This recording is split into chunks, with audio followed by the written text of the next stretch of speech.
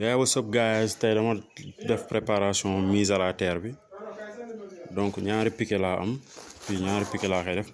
damay def piqué fii def piqué fële parce que comme fondation bi daf ma raw damay def piqué fii def piqué fële naa benn carré na le day def ni fekkante fële beneen cat bi day def ni day tëdd ni dugg ci suuf tuwooy tëdd def ni fekkante fële donc fee laay def sama barrette de coupure.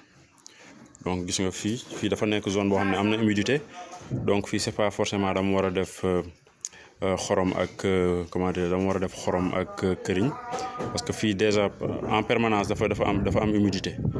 donc damay tirer sama benn piqué fële dugal jàllale benn cat bi mu def nii benn bi pareillement damay tàllal mu def nii jaar nañ ci suuf fekkante fële donc en permanence damay am humidité quoi fii nekkul zone bu sec quoi bokkul ak ay Fuuta